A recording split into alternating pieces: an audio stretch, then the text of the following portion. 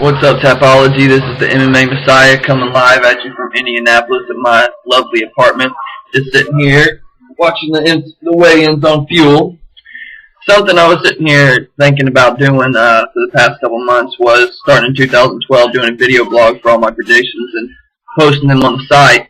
I was originally intending to start this with UFC 142, but I kind of waited till the last minute and then couldn't get the video up before I had to go to work. But so anyway, here we're going to start with the first card of the year for me. UFC on FX1, Gillard versus Miller, coming to you from Nashville. Not really an exciting card to say the least, but there are a couple decent enough fights on there. Starting with the main event, Melvin Gillard versus Jim Miller.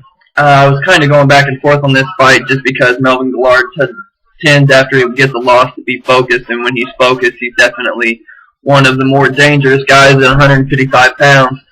But after hearing about him leaving Greg Jackson to go to the Black Stallions to train with the likes of Anthony Rebel Johnson, Rashad Evans, losing coaches like Winkle John and Greg Jackson for Mike Van Arsdale and Tiki, I mean, I just don't really think that that's a good choice, and maybe his head's not in the right place. So because of that, I'm going to think that Jim Miller's probably going to be able to take him down, wear him down, and probably sub him pretty early.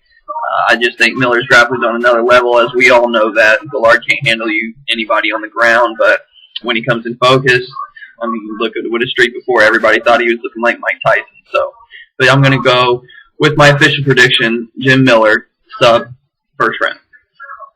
Going to the co-main event, we have Christian Morecraft versus Pat Barry. I was originally leaning towards Morecraft in this fight, just because of the fact that I think that he's big enough to be able to control Pat Barry, and his ground game, you know, has obviously always been lacking. But upon further review, and looking at his career and his fights in the UFC, I kind of think that I was overrating Morecraft a little bit, just because of what his fight with McCorkle, and McCorkle is a friend of mine. So after looking at that a little bit more objectively and looking into his other fights against Mitrione and Struve, I just think that Barry will probably be able to get it done, and I'm going to trust him and believe that he has improved his ground game, like he says, and I will go Pat Barry, second round, TKO. On to the next fight, Mike Easton and Jared Papazian. I'm not going to lie, the only thing that I know about Jared Papazian other than Fight Finder is just listening to the George Breen show and what he's had to say about him, and that he's naturally a flyweight and probably will be dropping after this fight. I have seen Mike Easton, a couple fights of Mike Easton's, however, and he looks to be the real deal. Or maybe not necessarily a title contender, but definitely a fringe top 15, 20, maybe even a top 10 if he continues to progress in that bantamweight division. So I will go Mike Easton, first round, TKO.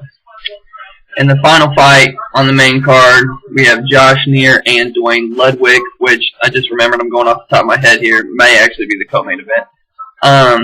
In this fight, I just tend to think that Dwayne Ludwig is still a very good striker if you get into a kickboxing match with him, and just Josh Neer's mentality, I foresee him getting into that with him and a kickboxing match, and I just think maybe Dwayne doesn't finish him, but in this fight, I will go Dwayne Bang Ludwig by decision. Well, guys, this is my picks for UFC on FX1. Thanks for watching. Thumbs up if you like it or want to see more of them. Later, Team Pug Rock, he knows winning the MVP race. Jersey, you suck, dude.